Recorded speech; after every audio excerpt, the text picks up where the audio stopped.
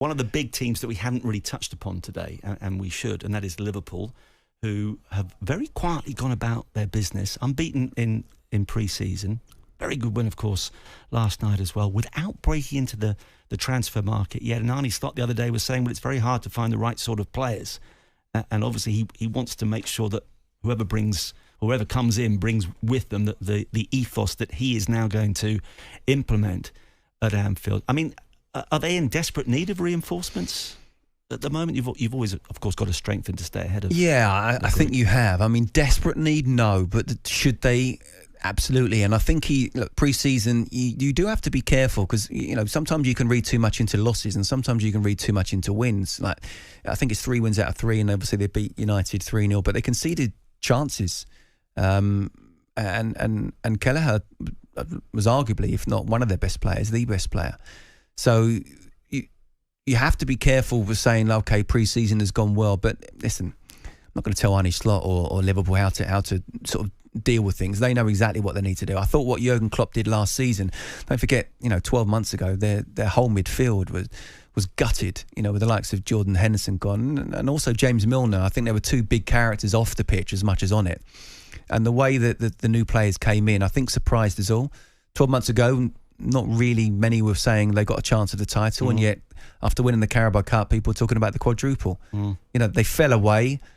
I thought they actually overachieved, but just because it looked like they were going to try and get in there and then they fell away, people turn around and say, oh, that's a failure of a season. It wasn't.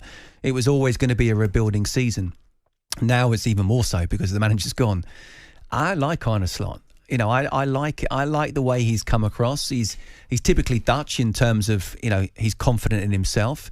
He's charismatic, but not obviously as charismatic as Klopp, but who is. He knows what he wants. It's not quite the kind of high intensity, the way that Klopp does it. It's a little bit more possession based, but it's still high intensity. So I think I like what I've seen so far for Liverpool. And he's been very successful in his homeland. But I will just read out these names: Erik ten Hag. Okay, we've discussed him a lot, and he's won a couple of trophies in his first 2 seasons. Ronald Koeman did okay. Frankie de Boer.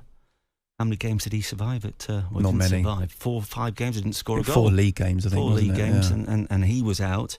Ruud Gullit, who you played under. Martin Jol, actually, I thought he did a pretty good job at Spurs. But Dutch managers have not got a great record in the Premier League. I mean, it's a bit of a generalisation, but is there a reason for that, perhaps? I don't know. I mean, what I would say about Ruud Gullit is that at Chelsea, I played with him and played under him. And by the way, when he first arrived at Chelsea, we were told, look, his knees are gone. He's not even half the player he used to be. And yet he absolutely dominated games. And you're thinking, well, if he's only half the player what he used to be, how good was he? Obviously, he was the World Player of the Year at one point. He became player manager, didn't want to know about the reserves and youth team, just said, I'm just about the first team. Because I think that's what they did in Italy. And yeah, he was kind of arrogant to a point, but I found it as a nice arrogance. And if you've been World Player of the Year, there's a reason to be a little bit confident in yourself. And it backfired when he went to Newcastle. Didn't work at Newcastle, and I think he's admitted that, and he's made up with Alan Shearer now that he made mistakes, and it was almost like locking horns, and he didn't need to, and that's where the inexperience came in. But yeah, I'm surprised that it's not quite happened for Dutch managers, that they haven't been sort of really successful. You mentioned that word arrogance. I mean, I should include Louis van Gaal on this list. Absolutely. As well. And, I think they're all very bright, very intelligent. They do appear to have that touch of arrogance, which must be part of their success. But I just wonder whether that does rub off badly in terms of being inside an English club. Yeah, well, there's good man management and there's bad man management. If you're arrogant and you think you know it all, then absolutely. As a manager, you have to think that you're the boss and you make the decisions, and what you have to believe in your selections and your decisions. But there's still ways and means of implementing them. And going back to Arne Slot, what I would say is it looks like he's got enough humility to have that good man management.